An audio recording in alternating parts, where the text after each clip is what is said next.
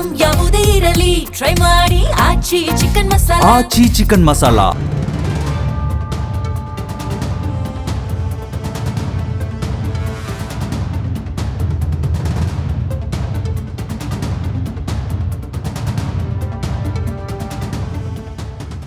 ನಮಸ್ಕಾರ, ಮೆಗಾ ಸುದ್ದಿಗೆ ಸ್ವಾಗತ. ನಾನು ಸಿಂಚನಾ. ವೈದ್ಯಕೀಯ ಕೋರ್ಸ್ಗಳ ಪ್ರವೇಶಕ್ಕಾಗಿ ಮೇ 3ನೇ ತಾರೀಕು ನಡೆಸಲಾದ ನೀಟ್ ಯುಜಿ 2026 ಪರೀಕ್ಷೆನ ಸುಮಾರು 22ರಿಂದ 23 ಲಕ್ಷ ವಿದ್ಯಾರ್ಥಿಗಳು ಬರೆದಿದ್ರು. ಆದರೆ ಈ ಪರೀಕ್ಷೆಯ ಪ್ರಶ್ನೆ ಪತ್ರಿಕೆ ಲೀಕ್ ಆಗಿತ್ತು. ಹೀಗಾಗಿ ಆ ಪರೀಕ್ಷೆನ ರದ್ದು ಮಾಡಿ ಮತ್ತೆ ಈಗ ಎಕ್ಸಾಮ್ ಮಾಡೋದಾಗಿ ಘೋಷಣೆ ಮಾಡಿದ್ದಾರೆ. ಆದರೆ ಇದು ವಿದ್ಯಾರ್ಥಿಗಳ ಮೇಲೆ ಯಾವ ರೀತಿ ಪರಿಣಾಮ ಬೀರುತ್ತೆ? ಪದೇ ಪದೇ ಈ ರೀತಿಯ ಅಕ್ರಮ, ಬಟ್ ಇದನ್ನೆಲ್ಲ ತಡೆಯೋಕೆ ಸಾಧ್ಯನೇ ಇಲ್ವಾ? ಈ ಬಗ್ಗೆ ಮಾತಾಡೋಣ. ಇದೇ ಹೊತ್ತಿನ ವಿಶೇಷ. ನೀಟ್ ಅಂದ್ರೆ ಚೀಟ್.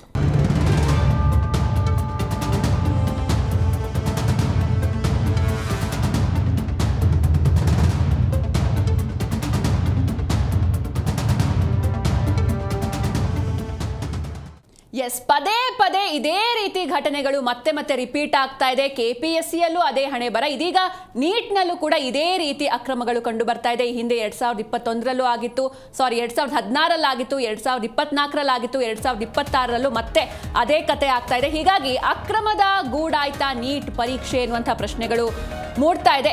ಒಂದಲ್ಲ ಎರಡಲ್ಲ ಹಲವು ಬಾರಿ ಈ ರೀತಿ ಅಕ್ರಮಗಳು ಕಂಡು ಬರ್ತಾ ಇದೆ. ನೀಟ್ ಯುಜಿ 2026 ಪರೀಕ್ಷೆಯಲ್ಲೂ ಅಕ್ರಮ. ಮೇ 3ನೇ ತಾರೀಕು ನಡೆದಿತ್ತು ನೀಟ್ ಪರೀಕ್ಷೆ. ಲಕ್ಷಾಂತರ ವಿದ್ಯಾರ್ಥಿಗಳು ಅಟೆಂಡ್ ಮಾಡಿದ್ರು. ಆದರೆ ಆ ಪರೀಕ್ಷೆ ಇದೀಗ ರದ್ದಾಗಿದೆ. ಅಕ್ರಮದ ತನಿಖೆಯನ್ನ CBIಗೆ ಕೇಂದ್ರ ಸರ್ಕಾರ ವಹಿಸಿದೆ. ಈಗಾಗಲೇ ಹಲವು ಆರೋಪಿಗಳು ಅರೆಸ್ಟ್ ಕೂಡ ಆಗಿದ್ದಾರೆ. ಆದರೆ ಅರೆಸ್ಟ್ ಆಗ್ತಾರೆ, ಮತ್ತೆ ಬೇಲ್ ತಗೊಂಡು ಹೊರಗಡೆ ಬರ್ತಾರೆ, ಮತ್ತೆ ಇದೇ ರೀತಿ ರಿಪೀಟ್ ಆಗ್ತಾನೆ ಇರುತ್ತೆ. ಆದರೆ ಇದೀಗ NTA ವಿರುದ್ಧ ಆಕ್ರೋಶ ಭುಗಿಲೆದ್ದಿದೆ. ಪ್ರತಿಭಟನೆ ಕೂಡ ನಡೀತಾ ಇದೆ. ಹಾಗಾದ್ರೆ ಈ ಪ್ರಶ್ನಾ ಪತ್ರಿಕೆ ಸೋರಿಕೆಗೆ ಹೊಣೆ ಯಾರು? ಅಂದ್ರೆ ಇದೊಂದು ಇಂಪಾರ್ಟೆಂಟ್ ಎಕ್ಸಾಮ್ಸ್ ನೀಟ್ ಎಲ್ಲ, ಆದ್ರೂ ಕೂಡ ಈ ರೀತಿ ಈಸಿಯಾಗಿ ಪ್ರಶ್ನೆ ಪತ್ರಿಕೆಗಳು ಲೀಕ್ ಆಗ್ತಾ ಇದೆ. ಸೋರಿಕೆಗೆ ಹೊಣೆ ಯಾರು ಎನ್ನುವಂಥ ಪ್ರಶ್ನೆಗಳು ಮೂಡ್ತಾ ಇದೆ. ಪಾರದರ್ಶಕವಾಗಿ ಪರೀಕ್ಷೆ ನಡೆಸೋದಕ್ಕೆ ಯಾಕೆ ಆಗ್ತಾ ಇಲ್ಲ? ಈ ರೀತಿ ಘಟನೆಗಳು ಆಗ್ತಾ ಇದ್ರೆ ಪೋಷಕರಲ್ಲಿ ಅಥವಾ ಮಕ್ಕಳಲ್ಲಿ ಎಕ್ಸಾಮ್ ಮೇಲೆ ವಿಶ್ವಾಸ ಆದ್ರೂ ಹೇಗೆ ಬರುತ್ತೆ? ಅಂದ್ರೆ ಒಂದ್ಸಲ ಎಕ್ಸಾಮ್ ಬರಿಬೇಕು ಅಂತ ಅಂದ್ರೆ ಮಕ್ಕಳಲ್ಲಿ ಸಾಕಷ್ಟು ಮಾನಸಿಕವಾದಂತಹ ಒತ್ತಡ ಇರುತ್ತೆ, ಆತಂಕ ಇರುತ್ತೆ, ಭಯ ಇರುತ್ತೆ. ಆದ್ರೆ ಒಂದ್ಸಲ ಏನೋ ಬರ್ದು ಓಕೆ ಬರ್ದಿದ್ದೀನಿ, ಚೆನ್ನಾಗಿ ಮಾಡಿದ್ದೀನಿ ಅಂತ ನಿಟ್ಟುಸಿರು ಬಿಡುವಂತಹ ಸಮಯದಲ್ಲಿ ಮತ್ತೆ ಲೀಕ್ ಆಯ್ತು, ಮತ್ತೆ ಎಕ್ಸಾಮ್ ಅಂದ್ರೆ ಮಕ್ಕಳಿನ ಮಾನಸಿಕ ಸ್ಥಿತಿ ಮೇಲೆ ಇದು ಯಾವ ರೀತಿ ಪರಿಣಾಮವನ್ನ ಬೀರುತ್ತೆ? ಕಷ್ಟಪಟ್ಟು ಎಕ್ಸಾಮ್ ಬರೆದವರ ಗತಿ ಏನು? ಹಾಗಾದ್ರೆ ಈ ಎಲ್ಲ ಅಕ್ರಮಗಳನ್ನ ತಡೆಗಟ್ಟಬೇಕು ಅಂತ ಅಂದ್ರೆ ಏನೆಲ್ಲ ಕ್ರಮಗಳನ್ನ ಕೈಗೊಳ್ಳಬೇಕು? ಇನ್ನು ಈ ಒಂದು ಪರೀಕ್ಷೆಯ ಅಕ್ರಮದಲ್ಲಿ NTA ಪಾಲೆಷ್ಟು? ಇದೆಲ್ಲವನ್ನ ಇವತ್ತು ನಾವು ಮಾತಾಡ್ತಾ ಹೋಗೋಣ. ಇನ್ನು ನೀಟ್ ಪರೀಕ್ಷೆ ಯಾರೆಲ್ಲ ಬರೆದಿದ್ರು ಈ ಬಾರಿ ಸಾಕಷ್ಟು ಆಘಾತ ಎದುರಾಗಿದೆ. ಯಾಕಂದ್ರೆ ಬರೆದಿರುವಂತಹ ಪರೀಕ್ಷೆಯನ್ನೇ ರದ್ದು ಮಾಡಿದೆ NTA. ಪ್ರಶ್ನಾ ಪತ್ರಿಕೆ ಸೋರಿಕೆಗೆ ಹೊಣೆ ಯಾರು ಎನ್ನುವಂತಹ ಪ್ರಶ್ನೆಗಳು ಮೂಡ್ತಾ ಇದೆ. ಪಾರದರ್ಶಕವಾಗಿ ಪರೀಕ್ಷೆಯನ್ನು ನಡೆಸೋದಕ್ಕೆ ಯಾಕೆ ಆಗ್ತಾ ಇಲ್ಲ ಎನ್ನುವಂಥ ಪ್ರಶ್ನೆಗಳು ಕೂಡ ಮೂಡ್ತಾ ಇದೆ. ಹಾಗಾದ್ರೆ ಕಷ್ಟಪಟ್ಟು ಯಾರೆಲ್ಲ ಎಕ್ಸಾಮ್ನ ಬರೆದಿದ್ದಾರೆ ಅವರ ಕತೆ ಏನು? ಹಾಗಾದ್ರೆ ಮಕ್ಕಳ ಎಫರ್ಟ್ಸ್ಗೆ ಬೆಲೆ ಇಲ್ವಾ? ಮತ್ತೆ ಎಕ್ಸಾಮ್ ಅಂತ ಅಂದ್ರೆ ಫಸ್ಟ್ ಟೈಮ್ ಎಕ್ಸಾಮ್ ಬರಿಬೇಕಾದ್ರೆ ಸಾಕಷ್ಟು ಇಂಟ್ರೆಸ್ಟ್ ಇರುತ್ತೆ, ಮತ್ತೆ ಎಕ್ಸಾಮ್ ಅಂತ ಅಂದ್ರೆ ಮಕ್ಕಳಲ್ಲಿ ಗ್ಯಾಪ್ ಆಗಿರುತ್ತೆ, ಆ ಒಂದು ಇಂಟ್ರೆಸ್ಟ್ ಕೂಡ ಕಡಿಮೆ ಆಗಿರುತ್ತೆ, ಜೊತೆಗೆ ಭಯ ಕೂಡ ಶುರುವಾಗುತ್ತೆ, ಅಯ್ಯೋ ಏನಾಯ್ತೋ ಏನೋ ಎತ್ತ ಅಂತ. ಹೀಗಾಗಿ ಇದು ಮಕ್ಕಳ ರಿಸಲ್ಟ್ ಮೇಲೂ ಕೂಡ ಪರಿಣಾಮ ಬೀರುತ್ತೆ. ಹಾಗೆ ಇದರಲ್ಲಿ ಅಕ್ರಮದಲ್ಲಿ ಯಾರೆಲ್ಲ ಭಾಗಿಯಾಗಿರ್ತಾರೆ ಅವರನ್ನ ಅರೆಸ್ಟ್ ಮಾಡ್ತಾ ಇದ್ದಾರೆ. ಆಲ್ರೆಡಿ ಅರೆಸ್ಟ್ ಮಾಡಲಾಗಿದೆ ಕೆಲವೊಂದಿಷ್ಟು ಜನರನ್ನ. ಆದರೆ ಅರೆಸ್ಟ್ ಮಾಡ್ತಾರೆ, ಮತ್ತೆ ಅವ್ರಿಗೆ ಬೇಲ್ ಸಿಗುತ್ತೆ, ಮತ್ತೆ ಹೊರಗಡೆ ಬರ್ತಾರೆ. ಅವರಿಗೆ ಹಾಗಾದ್ರೆ ಶಿಕ್ಷೆಯ ಪ್ರಮಾಣ ಎಷ್ಟು? ಈ ರೀತಿ ಮಕ್ಕಳ ಜೀವನದ ಜೊತೆ ಅಥವಾ ಭವಿಷ್ಯದ ಜೊತೆ ಆಟ ಆಡೋರಿಗೆ ಕಾನೂನಿನಲ್ಲಿ ಯಾವ ಮಟ್ಟಿಗೆ ಶಿಕ್ಷೆ ಇದೆ? ಮತ್ತೆ ಹೊರಗಡೆ ಬಂದು ಇದೇ ರೀತಿ ದಂಧೆಯನ್ನು ಇವರು ಮುಂದುವರ್ಸ್ಕೊಂಡು ಹೋದ್ರೆ ಇದು ಮಕ್ಕಳ ಮೇಲೆ ಪರಿಣಾಮವನ್ನು ಬೀರ್ತಾ ಇದೆ. ಹೀಗಾಗಿ ಯಾವುದೇ ಒಂದು ಎಕ್ಸಾಮ್ ಆಗಿರ್ಬೋದು, ನಾವು ಈ KPSC ಎಕ್ಸಾಮ್ ಅಂತ ತಗೊಂಡ್ರು, ಅದರಲ್ಲೂ ಅಕ್ರಮ. ಒಂದ್ಸಲ ಎಕ್ಸಾಮ್ ಮಾಡ್ತಾರೆ, ಅದು ನೋಡಿದ್ರೆ ಆಮೇಲೆ ಗೊತ್ತಾಗುತ್ತೆ ಆಲ್ರೆಡಿ ಲೀಕ್ ಆಗಿತ್ತು ಅಂತ, ಮತ್ತೆ ಎಕ್ಸಾಮ್ ಅಂತಾರೆ. ಹೀಗಾಗಿ ಇದು ಪದೇ ಪದೇ ರಿಪೀಟ್ ಆಗ್ತಾ ಇದೆ. ಇದಕ್ಕೆ ಒಂದು ಶಾಶ್ವತ ಪರಿಹಾರನೇ ಇಲ್ವಾ ಅನ್ನೋದು ಎಲ್ಲರ ಪ್ರಶ್ನೆ.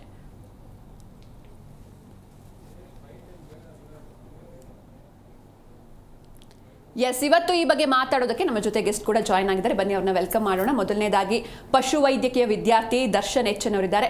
ಹೆಲೋ ದರ್ಶನ್ ಅವರೇ, ಕಾರ್ಯಕ್ರಮಕ್ಕೆ ಸ್ವಾಗತ. ನಮಸ್ತೆ. ಹಾಗೆ ನಮ್ಮ ಜೊತೆ ಕ್ಯಾಂಪ್ಸ್ನ ಪ್ರಧಾನ ಕಾರ್ಯದರ್ಶಿ ಶಶಿಕುಮಾರ್ ಅವರಿದ್ದಾರೆ. ನಮಸ್ತೆ ಸರ್, ಕಾರ್ಯಕ್ರಮಕ್ಕೆ ಸ್ವಾಗತ. ಹಾಗೆ ಉಜ್ವಲ ಅಕಾಡೆಮಿ ಸಂಸ್ಥಾಪಕ ಮಂಜುನಾಥ್ KU ಅವರಿದ್ದಾರೆ. ನಮಸ್ತೆ ಸರ್, ಕಾರ್ಯಕ್ರಮಕ್ಕೆ ಸ್ವಾಗತ. ನಮಸ್ಕಾರ.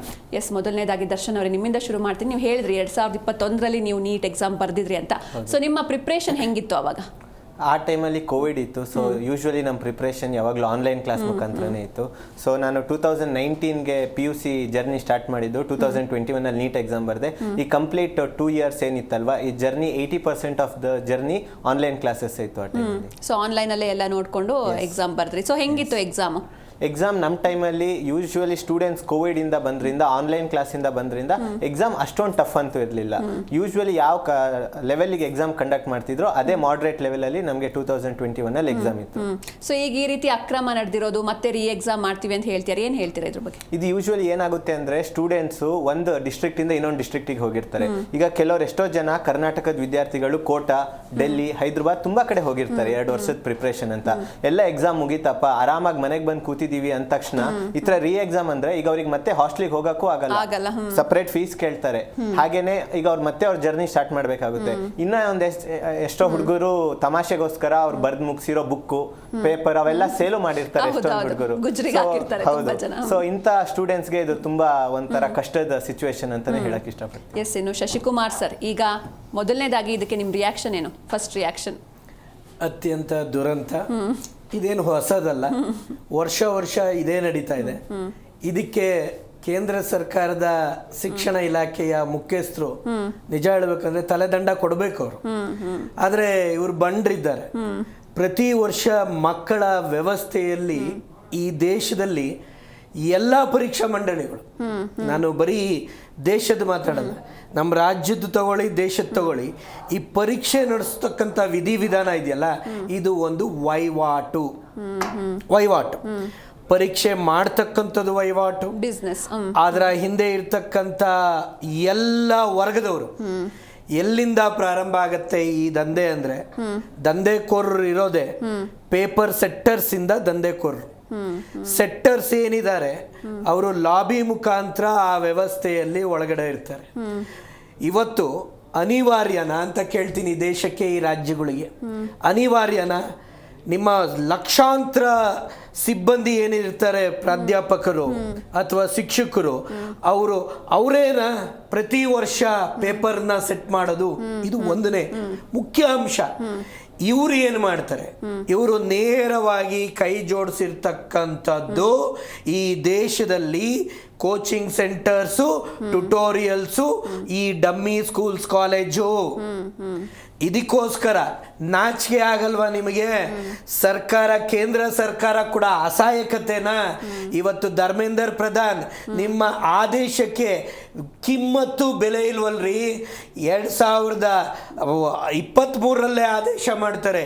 ಇಡೀ ದೇಶದಲ್ಲಿ ಎಜುಕೇಷನ್ ಆಕ್ಟ್ ಅಡಿಯಲ್ಲೇ ಇದೆ ಅದು ಸ್ಪಷ್ಟವಾಗಿ. ಕೋಚಿಂಗ್ ಸೆಂಟರ್ಸು, ಈ ಟ್ಯುಟೋರಿಯಲ್ಸು, ಇವೆಲ್ಲವೂ ಕೂಡ ರೆಗ್ಯುಲೇಟ್ ಆಗಬೇಕು. That means it has to get registered.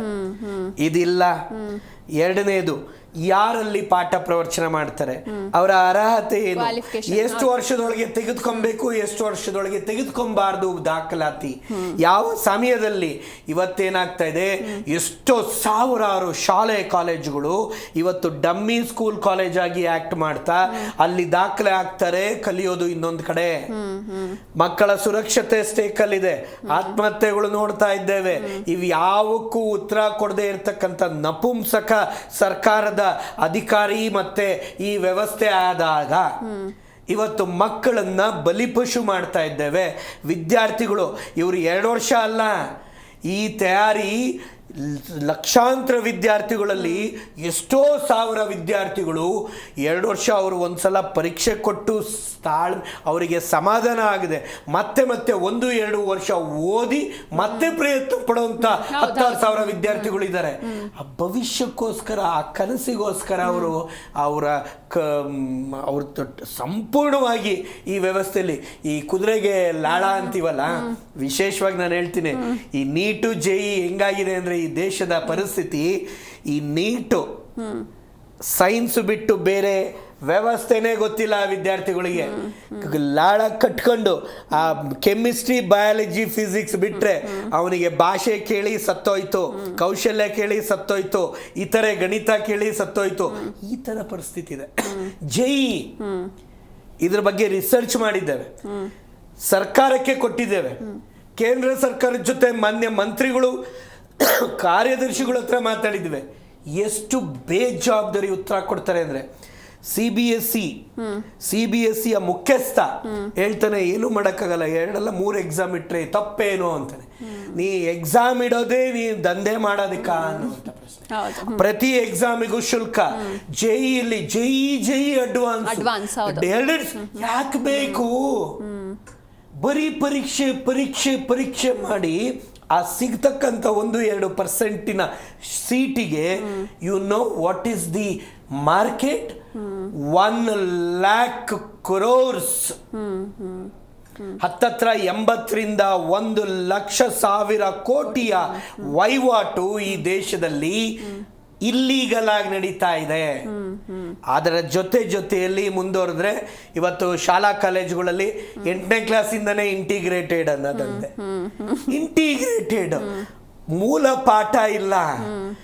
ತಯಾರಿ ಮಾಡೋದು 8ನೇ ತರಗತಿಯಿಂದನೇ 12ನೇ ತರಗತಿ ದಾಟ್ತಾ ಇದ್ದಂಗೆ ತಯಾರಿ ಮಾಡೋದಕ್ಕೆ ರೇಸಲ್. ಇದಕ್ಕೆ ನೇರ ಹೊಣೆಗಾರಿಕೆ ಶಾಲೆ ಕಾಲೇಜು ಅಂತ ನೀವು ಅನ್ಬೋದು, ನೀವು ಬೈಕೊಬೋದು, ಅವ್ರು ದಂಧೆ ಮಾಡ್ತಾ ಇದ್ದಾರೆ ಇರಬಹುದು.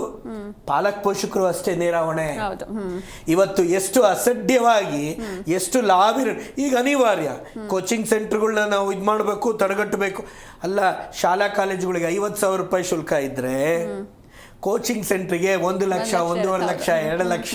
ಇವ್ರು ಹೇಳಿದ್ರಲ್ಲ ಪಾಪ, ಬೇರೆ ಕಡೆ ಹೋಗಿ ಅಲ್ಲಿ ವಸತಿಯನ್ನ ತೆಗೆದುಕೊಂಡು ನಾನು ನೋಡಿದೆ.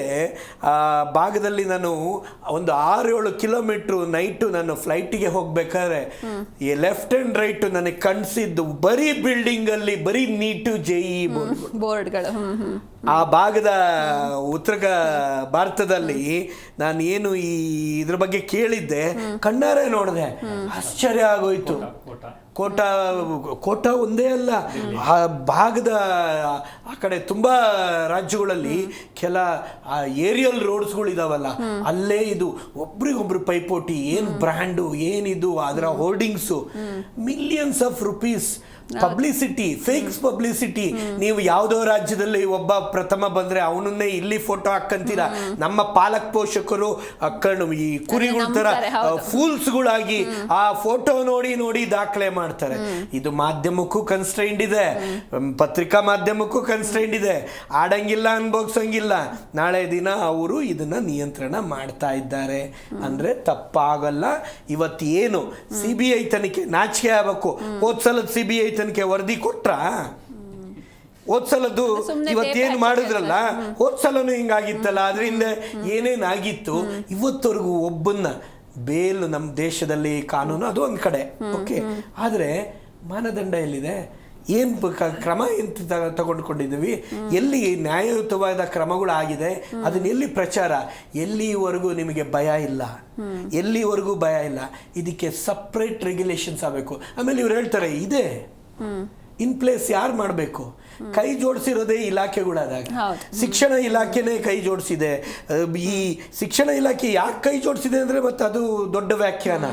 ನಾನು ಆಮೇಲೆ ನೀವು JEE ನೀಟ್ ಬಗ್ಗೆ ಎಲ್ಲಾ ಪರೀಕ್ಷೆಗಳು ನಾನು ಮೊನ್ನೆ ನನ್ನ ಕಾರ್ಯದರ್ಶಿ ಅವರಿಗೆ ನಾನು ಮನವಿ ಮಾಡಿದೆ, ಮೇಡಮ್ ನೀವು ತುಂಬಾ ಉತ್ತಮರಿದ್ದೀರಾ, ನಿಮ್ಮ ಕಾಲದಲ್ಲಿ ಏನಾರ ಆಗಬೇಕು, ಒಂದು ಹೆಲ್ಪ್ ಮಾಡಿ. ನಾನು 4-6 ವರ್ಷದಿಂದ ಕೇಳ್ತಾ ಇದ್ದೀನಿ. ಫಸ್ಟ್ ನಮ್ಮ SSLC PU ಬೋರ್ಡಲ್ಲಿ ಪೇಪರ್ ಸೆಟ್ಟರ್ಸ್ ಇದಾರಲ್ಲ ಅವ್ರನ್ನ ಚೇಂಜ್ ಮಾಡಿ ಅಂದೆ. ಮಾಡಲಿಲ್ಲ ಅಂದ್ರೆ ಅವರು ಎಷ್ಟು ಬಲಶಾಲಿಗಳು ಅಂತ. ನಾವು ಒಂದು ವಿಷಯವನ್ನ ಪ್ರಸ್ತಾಪ ಮಾಡಿದ್ವಿ SSLCಯಲ್ಲಿ, CBSE ಈಕ್ವಲೆಂಟು ಆ ಪರೀಕ್ಷಾ ಪದ್ಧತಿ ನಾವಿಲ್ಲಿ ಮಾತಾಡಿ ಕೊಡೋ ಅಷ್ಟೊತ್ತಿಗೆ ಅದು ಎಲ್ಲೆಲ್ಲಿಗೆ ಹೋಗಿ ಎಷ್ಟು ಪ್ರೆಸಿಪಿಟೇಟ್ ಆಯ್ತು ಅಂದ್ರೆ, ಯಾಕೆ ಅಂದ್ರೆ ಇಲ್ಲಿ ಬರೀ ಪೇಪರ್ ಸೆಟ್ ಮಾಡಲ್ಲ, ಪೇಪರ್ ಸೆಟ್ ಮಾಡಿ ಬ್ಲೂ ಪ್ರಿಂಟ್ ಆಗ್ತಾ ಇದ್ದಂಗೆ ಮಾರುಕಟ್ಟೆಗೆ ಅದಕ್ಕೆ ಬೇಕಾಗಿರ್ತಕ್ಕಂಥ ಕೈಪಿಡಿಗಳು ಬರ್ತವೆ. ಅದು ಕೋಟ್ಯಾಂತರ ರೂಪಾಯಿ ದಂಧೆ. ಈ ತರ it is a chain linked ಒಂದು ವ್ಯವಸ್ಥೆ. Business. ಇದನ್ನ ನೀವು ಎಲ್ಲಿಂದ ಸರಿಪಡಿಸ್ತೀರಾ? ಖಂಡಿತ ಸರಿ. ಯಾರಿಗೆ ಇಚ್ಛಾಶಕ್ತಿ ಇರಬೇಕು? ಇದು ತುಂಬಾ ದೊಡ್ಡ ಯಕ್ಷ ಪ್ರಶ್ನೆ. ಮಾಧ್ಯಮದವರು ಕೂಡ ಹೆಚ್ಚಿನ ರೀತಿಯಲ್ಲಿ ಇದ್ರ ಬಗ್ಗೆ ಮುಖ್ಯವಾಹಿನಿಯಲ್ಲಿರೋರು ಮಾತನಾಡಬೇಕು. ಆದರೆ ಎಲ್ಲೋ ಒಂದ್ ಕಡೆ ಎಸ್ ಖಂಡಿತ ಸರ್. ಎಸ್ ಮತ್ತೆ ಬರ್ತೀನಿ. ಎಸ್ ಮಂಜುನಾಥ್ ಸರ್, ನಿಮ್ಮ ರಿಯಾಕ್ಷನ್ ಏನು ಇದಕ್ಕೆ? ಫಸ್ಟ್ ರಿಯಾಕ್ಷನ್ ಅಲ್ಲ, ಇದು ಮೊದಲ ನಮ್ಮ ರಿಯಾಕ್ಷನ್ ಅಂದರೆ ಇದು ನಿಜವಾಗ್ಲೂ ಸೇಮ್ಲೆಸ್ ಅಥವಾ ಇದೊಂಥರ ನಾವೇನು ಹೇಳ್ಬೇಕು ಅಂತಂದರೆ ಇದು ಭಾಳ ದೊಡ್ಡ ಅನ್ಯಾಯ. ಯಾಕೆ ನಾವು ಯಾವಾಗ ಒಂದು ಮಾತನ್ನು ಹೇಳ್ತಾ ಹೋಗ್ತೀವಿ, ಈ ದೇಶದಲ್ಲಿ ಸದಾ ಅನ್ಯಾಯಕ್ಕೊಳಗಾಗುವಂಥದ್ದು ಯಾರಂತ ಪ್ರತಿಭಾವಂತ ವರ್ಗ. ನಾವು ಕೇವಲ ಇವತ್ತು ನೀಟ್ ಎಕ್ಸಾಮ್ ಇಲ್ಲ, ನೀಟ್ನ ಇತಿಹಾಸನ ತೆಗೆದುಕೊಂಡಾಗ 2013 ನೀಟ್ ಪ್ರಾರಂಭ ಆಗುತ್ತೆ, ಅದಾದಮೇಲೆ ಬ್ಯಾನ್ ಆಗುತ್ತೆ, ಬರುತ್ತೆ. ಸೊ ಇದು ಒಟ್ಟು 5 ಬಾರಿ ಈಗಾಗಲೇ ಪೇಪರ್ ಲೀಕ್ ಆಗಿದೆ ನೀಟು. ಸೊ 2016 ಸಮಯ ಇತ್ತು, 24 21 ರಾಜಸ್ಥಾನದಲ್ಲಾಗಿತ್ತು, ಆಮೇಲೆ ಬಿಹಾರದಲ್ಲಿ ಒಂದು ಕಡೆ. ನಾವು ಇದರಲ್ಲಿ 3-4 ರೀತಿ ಆಗ್ತಾ ಹೋಗ್ತೀವಿ. ಇವತ್ತು ಪೇಪರ್ ಲೀಕ್ ಆಗಿದೆ ಅಷ್ಟೇ. ಸೊ ಮುಂಚೆ ಏನು ಮಾಡ್ತದೆ ನೀಟಲ್ಲಿ ಅಂತ ಅಂದರೆ ಬೇರೆ ವ್ಯಕ್ತಿನ ಕರ್ಕೊಂಡೋಗಿ ಕೂರಿಸ್ಬಿಟ್ಟು ಎಕ್ಸಾಮ್ ಬರ್ಸುವಂಥದ್ದು. ಆಮೇಲೆ ನೆಕ್ಸ್ಟ್ ಸಾಲ್ವರ್ ಗ್ಯಾಂಗ್ ಅಂತ ಒಂದು ಗ್ಯಾಂಗ್ ಇದೆ. ಸಾಲ್ವರ್ ಗ್ಯಾಂಗ್ ಅಂತ ಏನಂದ್ರೆ ಮೈಕ್ರೋ ಎಲೆಕ್ಟ್ರಾನಿಕ್ಸ್ ಡಿವೈಸಸ್ ಬ್ಲೂಟೂತ್ ನ ಕಿವಿಲ್ ಹಾಕೊಳ್ಳುವಂಥದ್ದು. ಸೊ ಹೊರಗಡೆ ಅವ್ರು ಕ್ವಶನ್ ಹೇಳ್ತಾ ಹೋಗ್ತಾರೆ, ಇವ್ರು ಆನ್ಸರ್ ಮಾಡ್ಬಿಟ್ಟು ಈ ಸೀರೀಸ್ ಅಲ್ವಾ ನಿಮಗೆ ABCD ಅಂತ ಹೇಳಿ ಅವ್ರು ಮಲ್ಟಿಪ್ಲೈ ಆಯ್ತು ಇದನ್ನ ಹೇಳ್ತಾ ಇದ್ದು ಸಾಲ್ವರ್ ಗ್ಯಾಂಗ್ ಅನ್ನುವಂಥದ್ದು. ಸೊ ಈ ರೀತಿಯಾಗಿ ಸಾಲ್ವರ್ ಗ್ಯಾಂಗ್ ಇತ್ತು. ಅದಾದ ನಂತರ ಬೇರೆ ಪರ್ಸನ್ ತಂದು ಕೂರಿಸುವಂಥದ್ದಿತ್ತು. ಸೊ ಹಂತವಾಗಿ ಮಾಡ್ಕೊಂಡು ಬಂದು ಯಾವಾಗ ಇಲ್ಲಿ ಸ್ವಲ್ಪ ಈ ಜಾಮರು ಮತ್ತೆ ಮೆಟಲ್ ಡಿಟೆಕ್ಟರ್ ಹಾಕಿ ಶುರು ಹಚ್ಕೊಂಡಲ್ವಾ, ಅವಾಗ ಏನಾಯ್ತು, ಈ ಮೈಕ್ರೋ ಎಲೆಕ್ಟ್ರಾನಿಕ್ಸ್ ಡಿವೈಸಸ್ ಅವಾಯ್ಡ್ ಆಯ್ತು. ಸೊ ಇನ್ನು ಉಳಿದಿರುವಂಥದ್ದು ಆಯ್ತಾ ಪೇಪರ್ ಲೀಕ್ ಅಂತದ್ದು. ಎಂಥ ಬಂಡತನ ಇದು, ಬಹಳ ದುರದೃಷ್ಟಕರ. ಮತ್ತು ಇವತ್ತು ಇಡೀ ಮಧ್ಯಮ ವರ್ಗದ ಪ್ರತಿಭಾವಂತ ವಿದ್ಯಾರ್ಥಿಗಳಿದ್ರೆ ಅವರಿಗೆ ಇದು ಮಾಡಿದಂಥ ಮೋಸ ಅನ್ನುವಂಥದ್ದು. ಎರಡನೇದು ಏನಾಗ್ತಾ ಇದೆ ನೋಡಿ, ಈಗ ಎಕ್ಸಾಮ್ಗೆ ಅನೌನ್ಸ್ ಮಾಡಿದರೆ ತಾವು ಗೊತ್ತಿರಬೇಕು, ಈಗ ಆಲ್ರೆಡಿ ಸೋಷಿಯಲ್ ಮೀಡಿಯಾದಲ್ಲಿ ಹರಿದಾಡ್ತಾ ಇದೆ. ಒಂದು ಟೆಲಿಗ್ರಾಮ್ ಚಾನಲಲ್ಲಿ ಅಪ್ಲೋಡ್ ಮಾಡಿದ್ರೆ NEET exam paper will be uploaded ಆಯ್ತಾ, ಟ್ಯೂನ್ ಅಪ್ ಅಂತ ಇದೆ ಗ್ರೂಪಲ್ಲಿ. ದಿಸ್ ಇಸ್ ವಾಟ್ ಅಂದ್ರೆ ನೀನು ನೆಕ್ಸ್ಟ್ ಎಕ್ಸಾಮ್ ಮಾಡ್ತೀಯ ಅಂದ್ರೆ, ಸೊ ನಾನು ಅದನ್ನು ಲೀಕ್ ಮಾಡಕ್ಕೆ ರೆಡಿ ಇದ್ದೀನಿ ಅಂದ್ರೆ ಯಾವ ಲೆವೆಲ್ಗೆ ಇದು ಕಾನ್ಫಿಡೆಂಟ್ ಇದೆ ಅಂತಂದ್ರೆ, ಶಶಿಕುಮಾರ್ ಸರ್ ಮಾತನಾಡ್ತಾ ಒಂದು ಮಾತನ್ನು ಹೇಳ್ತಾ ಹೋಗ್ತಿದ್ರು. ಸೊ ನಮ್ಮಲ್ಲಿ ಕ್ವಶನ್ ಪೇಪರ್ ಸೆಟ್ ಮಾಡೋರು ಯಾರು ಕ್ವಶನ್ ಪೇಪರ್ ಸೆಟ್ ಮಾಡ್ತಾರೆ ನಮ್ಮ ಸ್ಟೇಟ್ ಲೆವೆಲ್ಗೆ ಹೇಳೋದಾದ್ರೆ ಬಹುಶಃ ಬೇರೆಯವ್ರ ಅನ್ಯತ ತಿಳ್ಕೊಬಾರ್ದು. ಯಾವ ಅಯೋಗ್ಯ ಒಂದು ದಿನನೂ ಕೂಡ ಶಾಲೆಗೆ ಹೋಗಿ ಪಾಠ ಮಾಡಿದೆ, ಬರೀ ಹೊರಗಡೆ ರಾಜಕಾರಣಿಗಳ ಹಿಂದೆ ಬೆನ್ ಸುತ್ಕೊಂಡು ಈ ರೀತಿ ಕಥೆಗಳು ಕಥೆನಲ್ಲ ಅಟ್ಲೀಸ್ಟ್ ಕಾದಂಬರಿ ಆದ್ರೂ ಬರೆದವರು ಸಾಹಿತಿಗಳು ಅಂತ ಅನ್ಬೋದಿತ್ತು. ಬರೀ ರಾಜಕಾರಣಿಗಳ ಹಿಂದೆ ಸುತ್ಕೊಂಡು ಬಂದಂತ ಅವಿವೇಕಿಗಳೇ ಕ್ವಶನ್ ಪೇಪರ್ ಸೆಟ್ ಮಾಡುವಂಥದ್ದು. ಇವತ್ತಿಗೂ ಕೂಡ ಕ್ವಶನ್ ಪೇಪರ್ ಸೆಟ್ ಮಾಡೋದಕ್ಕೆ ಪ್ರತಿಭಾವಂತ ಒಳ್ಳೆ ಶಿಕ್ಷಕರನ್ನ ಯಾವ ನಮ್ಮ ಇಲಾಖೆಯಲ್ಲಿ ಕರೆದೇ ಇಲ್ಲ. ಇದೇ ರೀತಿ ಅಲ್ಲೂ ಕೂಡ ಆಗ್ತಾ ಇದೆ. ಯಾಕೆಂತಂದ್ರೆ ಒಂದು ಪರೀಕ್ಷೆ ಮಾಡಬೇಕು ಅಂತಂದಾಗ ಸಾಕಷ್ಟು ಜನ ತನ್ನ ಇಡೀ ಜೀವನವನ್ನ ಮಕ್ಕಳ ಶಿಕ್ಷಣಕ್ಕೋಸ್ಕರ ಮುಡಿಪಾಗಿಟ್ಟಿರುವಂತ ಸಾವಿರಾರು ಶ್ರೇಷ್ಠ ಶಿಕ್ಷಕರು ಈ ಸಮಾಜದಲ್ಲಿದ್ದಾರೆ. ಅದು ಸರ್ಕಾರಿ ಶಾಲೆಯಲ್ಲಿ ಇರ್ಬೋದು, ಖಾಸಗಿ ಶಾಲೆಯಲ್ಲಿ ಇರ್ಬೋದು. ಆದ್ರೆ ಇವ್ರಿಗೆ ಯಾರಿಗೂ ಕೂಡ ಅವಕಾಶ ಇಲ್ಲ. ನಿಮ್ಗೆ ಟೆಕ್ಸ್ಟ್ ಬುಕ್ ಕಮಿಟಿಲಿ ನೋಡಿ, ಶಿಕ್ಷಣಕ್ಕೋಸ್ಕರ ಆಯ್ತಾ ತ್ಯಾಗ ಮಾಡುವಂತ ಒಬ್ಬನ ತೋರಿಸಿ, ಯಾರಾದ್ರೂ ಒಬ್ಬರು ಬಂದಿರೋ ಅದು ಎಕ್ಸೆಪ್ಷನಲ್ ಕೇಸು. ಅದು ಅಷ್ಟೆಲ್ಲ ತ್ಯಾಗ ಮಾಡಿದ್ದು ಕೂಡ ಇನ್ಫ್ಲೂಯೆನ್ಸ್ ಮುಖಾಂತರ ಸೊ ಈಗಿದ್ದಾಗ ಟೆಕ್ಸ್ಟ್ ಬುಕ್ ಕಮಿಟಿ ಇರ್ಬೋದು, ಕ್ವಶನ್ ಪೇಪರ್ ಸೆಟ್ ಮಾಡೋದು ಇದು ಒಂದು. ಎರಡನೇದು ಏನಾಗುತ್ತೆ ಅಂತ ನೋಡಿ, ಈ ಕ್ವಶನ್ ಪೇಪರ್ ಅನ್ನುವಂಥದ್ದು ನಾವಲ್ಲೇ ಸರ್ ಶಶಿಕುಮಾರ್ ಸರ್ ಮಾತನಾಡ್ತಾ ಹೇಳ್ತಾ ಹೋದ್ರು, ಕ್ವಶನ್ ಪೇಪರ್ ಸೆಟ್ ಆದಾಗಿಂದ ಶುರುವಾಗುತ್ತೆ ಏಜೆನ್ಸಿಗಳು. ಅದಕ್ಕೆ ಆದಂತ ಒಂದು ಏಜೆನ್ಸಿ ಇರುತ್ತೆ. ಆಮೇಲೆ ಯಾವತ್ತೂ ಕೂಡ ನಮ್ಮನೆ ಟ್ರೆಜರಿನಲ್ಲಿರುವ ವಸ್ತು ಕಳ್ತನ ಆಗ್ಬೇಕಾದ್ರೆ ನಮ್ಮನೆಯವ್ರು ಯಾರಾದ್ರೂ ಒಬ್ರು ಸಹಾಯ ಇಲ್ಲದೆ ಹಸ್ತಕ್ಷೇಪ ಇಲ್ಲ, ಅದು ಸಾಧ್ಯನೇ ಇಲ್ಲ. ಈಗ ಡಿಜಿಟಲ್ ಲಾಕರ್ ನಾನು ಇಡ್ತೀನಿ ಅಂತ ಕೋರ್ಟ್ ನನಗೆ ಗೊತ್ತಿರೋ ಒಬ್ರು ಹೇಳಿದ್ರೆ ಗೊತ್ತಾಗೋದು. ಸೊ ಆಗ್ತಾ ಇರುವಂತದ್ದು ಹಾಗಾದ್ರೆ ಯಾರು ಅಂತಾನೆ ಇದಕ್ಕೆ ಸಂಬಂಧಪಟ್ಟಂತ ಇಲಾಖೆನಲ್ಲೇ ಸಂಬಂಧಪಟ್ಟಂತ ವ್ಯಕ್ತಿಗಳು ಲೀಕ್ ಮಾಡಿದ್ದಾರೆ. ನೀವು ಮತ್ತೆ ಮುಂದುವರಿಸಿ, ನಾನು ಇದ್ ಮಾಡಬಾರ್ದು. ಯಾಕೆಂದ್ರೆ ಪೇಪರ್ ಸೆಟ್ಟರ್ಸ್ ಮೊದಲ ತರ ಪೇಪರ್ನ ಕದಿಯುವಂತ ವ್ಯವಸ್ಥೆ ಇವತ್ತಿಲ್ಲ. ಆದರೆ ತುಂಬಾ ಬುದ್ಧಿವಂತಿಕೆಯಲ್ಲಿ ಅವ್ರು ಎಲ್ಲಾ ಪೇಪರ್ಗಳನ್ನು ಪೇಪರ್ ಇರ್ತಕ್ಕಂಥ ಏನು ಬರ್ಬಹುದು ಅನ್ನತಕ್ಕಂಥದನ್ನ ಗೆಸ್ಟ್ ಪೇಪರ್ ಅನ್ನೋ ಹೆಸರಲ್ಲಿ ಇವತ್ತು ದಂಧೆ ನಡೀತಾ ಇದೆ. ಆ ಪ್ರಶ್ನೆ ಪತ್ರಿಕೆಯಲ್ಲಿ 75-80% ಬರೋ ರೀತಿಯಲ್ಲೇ ವಿನ್ಯಾಸ ಮಾಡಿ ಇವತ್ತು ಯಾರು ಕೋಚಿಂಗ್ ಸೆಂಟರ್ಗಳಲ್ಲಿ ನಮ್ದೇ ಬೆಸ್ಟ್ ಅಂತ ಇದ್ದಾರೆ, ಅಲ್ಲಿ ನಡೀತಾ ಇರ್ತಕ್ಕಂಥದ್ದು ಇದುವೇ ಸತ್ಯ. ಇದಕ್ಕೆ ನಾವೇ ಪ್ರತ್ಯಕ್ಷ. ನಾವಿವತ್ತಿನ ದಿನ ಪೇಪರ್, ನೀವು ನಾಚಿಕೆ ಆಗತ್ತೆ ಸರ್ಕಾರ ಇವದನ್ನು ಕೇಳಿಸ್ಕೊಂತ ಇದ್ರೆ ಕೇಳಿಸ್ಕೊಳ್ಳಿ. ನಾನೇನು ಹೇಳ್ತೀನಿ, SSLC ಅಲ್ಲಿ ಪ್ರಿಪರೇಟರಿ ಪೇಪರ್ಗಳಿಂದ ಲೀಕ್ ಆಗತ್ತೆ.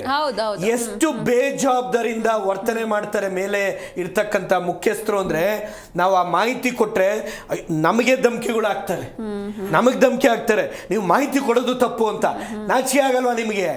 ನೀವು SSLC ಯಲ್ಲೇ ಪ್ರಿಪರೇಟರಿ ಪೇಪರ್ನೇ ಹೆಂಗೆ ವಂಚ್ಕೊಳೋದು ಅಂತ ಪ್ರಿಪೇರ್ ಮಾಡೋದೇ ಮಕ್ಕಳಿಗೆ ಕಲಿಸ್ತಕ್ಕಂಥ ಪರೀಕ್ಷಾ ಪದ್ಧತಿ ಆಗ್ಬಿಟ್ಟಿದೆ ಹೌದು. PUCಲಿ. ಆಮೇಲೆ ಸಾಮಾಜಿಕ ಕರ್ನಾಟಕಕ್ಕೆ ಕೇಳ್ತೀನಿ, ನಿಮಗೇನಾದ್ರೂ ನಾಚಿಕೆ ಮಾನ ಮರ್ಯಾದೆ ಇದ್ರೆ ಇಲಾಖೆಯಲ್ಲಿ ಅಷ್ಟು ಸಲ ಸೋಷಿಯಲ್ ಮೀಡಿಯಾದಲ್ಲಿ ಇವ್ರು ಹೇಳ್ದಾಗೆ ಓಪನ್ ಆಗಿ ಚಾಲೆಂಜಿಂಗ್ ಅಲ್ಲಿ ಪೇಪರ್ಗಳು ಬರ್ತಾ ಇತ್ತಲ್ಲ, ಒಬ್ಬರ ಮೇಲೆ ಕ್ರಮ ತಗೊಂಡು ಅವನನ್ನ ಜನಸಾಮಾನ್ಯರ ಎದುರುಗಡೆ ಒಂದು ಎಕ್ಸ್ಪ್ಲೋರ್ ಮಾಡಿದ್ದೀರಾ ಹೇಳಿ ಸಾರ್ವಜನಿಕರಿಗೆ. ನೀವು ಅದನ್ನು ಮಾಡದೇ ಇದ್ರೆ ಎಲ್ಲಿಂದ ಭಯ? ಆಮೇಲೆ ನಾವು ಮಕ್ಕಳನ್ನ ಪ್ರಿಪೇರ್ ಮಾಡ್ತಾ ಇರೋದೇನು ಅಂದ್ರೆ, ನಿಮಗೆ ಪೇಪರ್ ಸಿಗತ್ತೆ ಹೆಂಗಾದ್ರೂ ಒಂದು, ನೀವು ಅದಕ್ಕೆ ದುಡ್ಡನ್ನ ಹೊಂಚ್ಕೊಳ್ಳಿ. ಅವ್ರ ಅಪ್ಪ ಅಮ್ಮ ಮುಂದೆ ಬರ್ತಾರೆ, 10,000 20,000 50,000 ದುಡ್ಡು ಕೊಟ್ಟು ರಾತ್ರಿ ಹಗಲು ಪೇಪರ್ನು ಹಂಚಾಕೋದ್ರ ಬದಲು ಅವ್ರು ಇನ್ನೊಂದ್ ಸ್ವಲ್ಪ ಪಾಠ ಓದಿದ್ರೆ 4 ಹೌದು ಖಂಡಿತ ಇದು ನಡೀತಾ ಇದೆ. ಪ್ಲೀಸ್.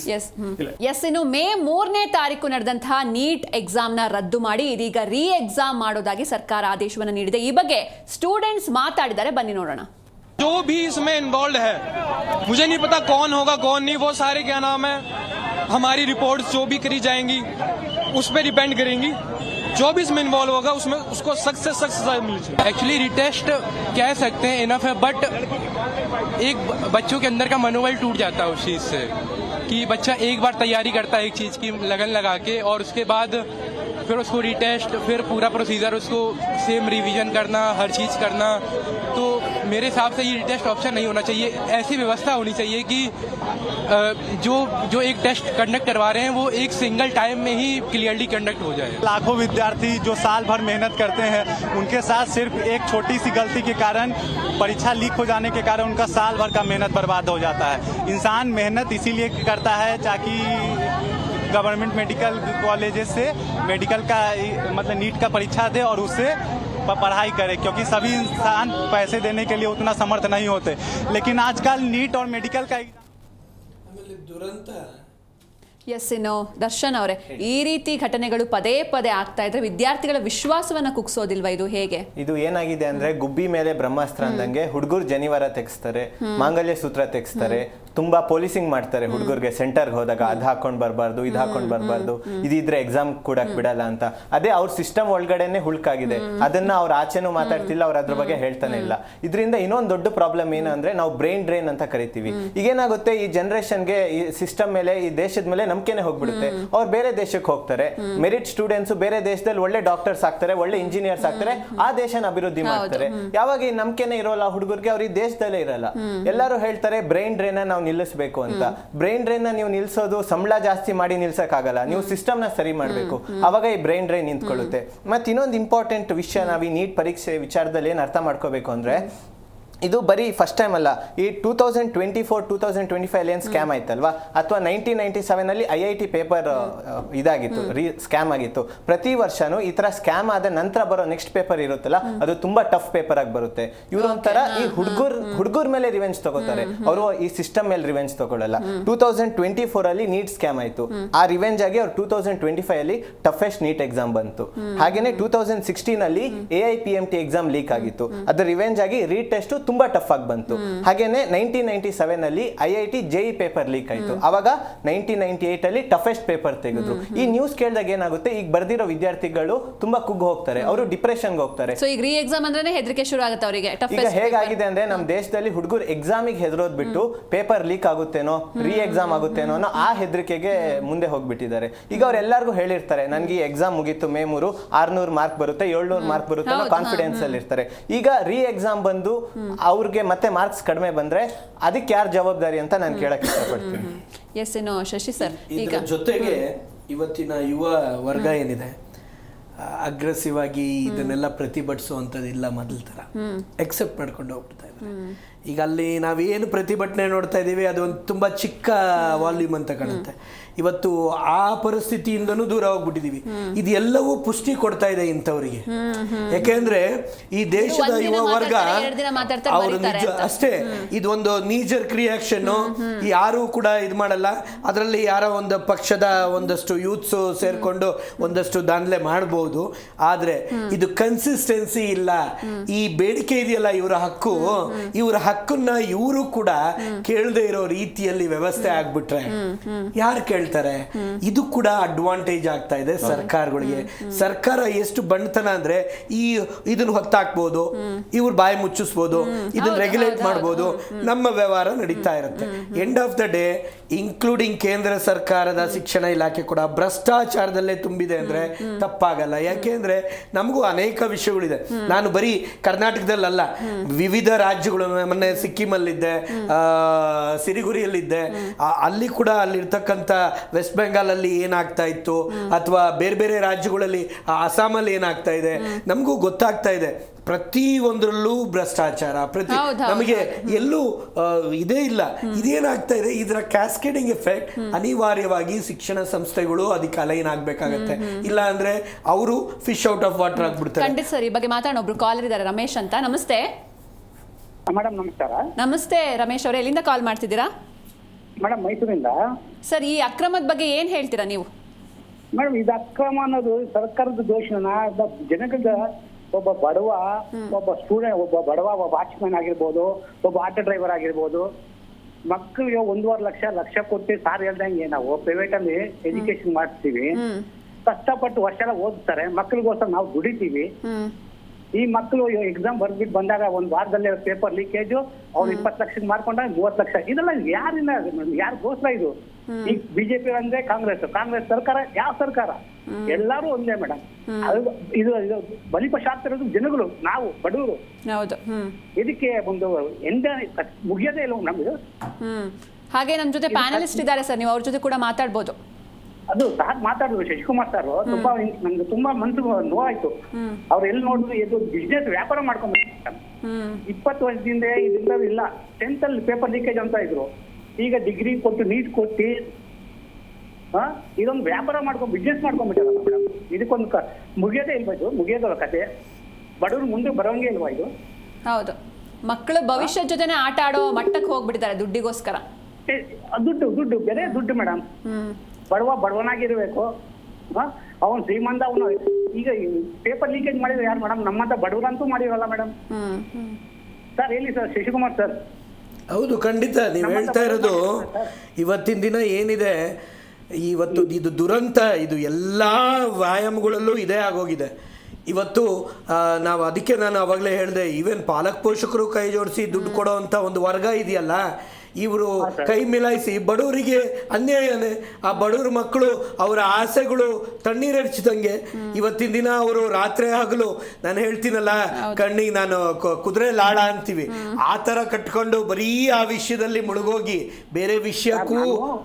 ನನ್ನ ಮಗಳು 1 ವರ್ಷ ರಾತ್ರಿ ಇಡೀ ರಾತ್ರಿ ಓದ್ತಾ ಇದ್ರು. ಇಡೀ ರಾತ್ರಿ ಸರ್, ನೀವು ನಂಬುತ್ತೀರಿ? ನಾನೊಬ್ಬ ಕಾರ್ಮಿಕ ಕೆಲಸ ಮಾಡ್ಕೊಂಡು ಕೂಲಿ ಮಾಡ್ಕೊಂಡು ದುಡಿತೀವಿ. 1.25 ಲಕ್ಷ ಕಟ್ಟಿ ಮಾಡ್ತಾ ಇರೋದು.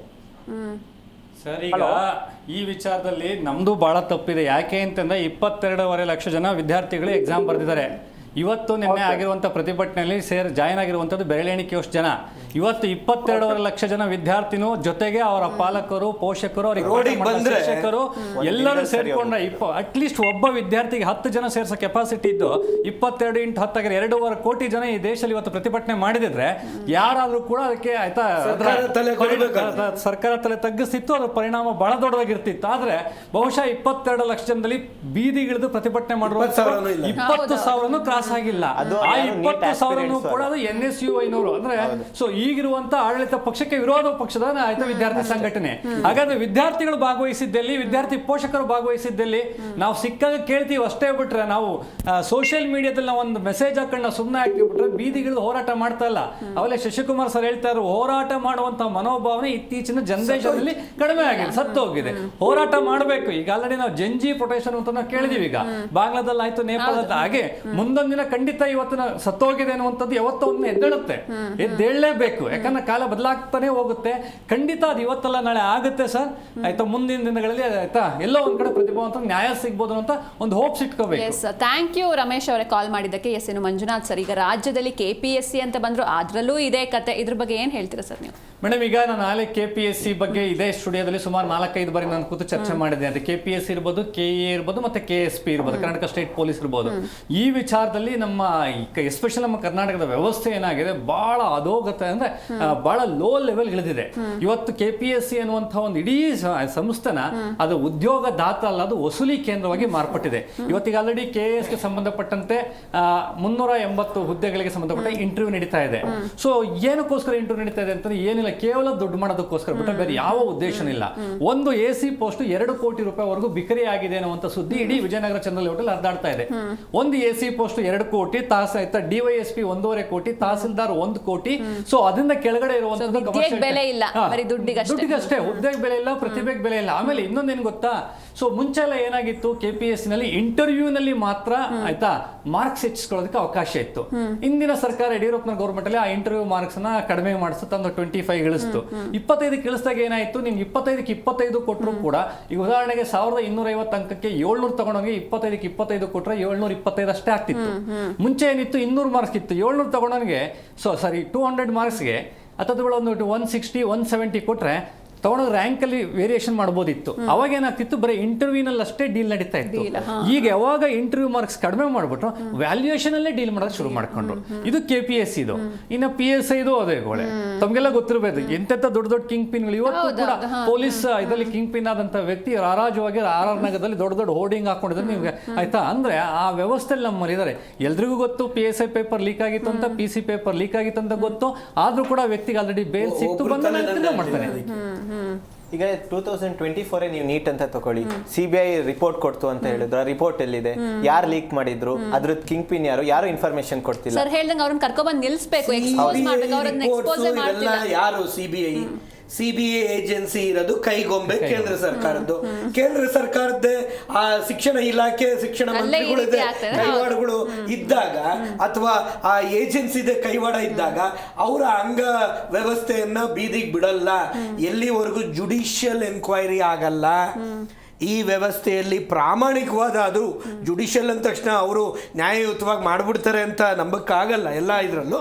ಆದರೆ ಒಂದು ಹಂತದಲ್ಲಿ ಜುಡಿಷಿಯಲ್ ಎನ್ಕ್ವೈರಿ ಆಗಬೇಕು. ಜೊತೆಗೆ ಇವತ್ತು ನಾನು ಒಂದು ಅಭಿಪ್ರಾಯ ವ್ಯಕ್ತಪಡಿಸ್ತೀನಿ. ಸಾಮಾಜಿಕ ಜಾಲತಾಣದಲ್ಲಿ ಪರೀಕ್ಷೆಯ 3 ತಿಂಗಳು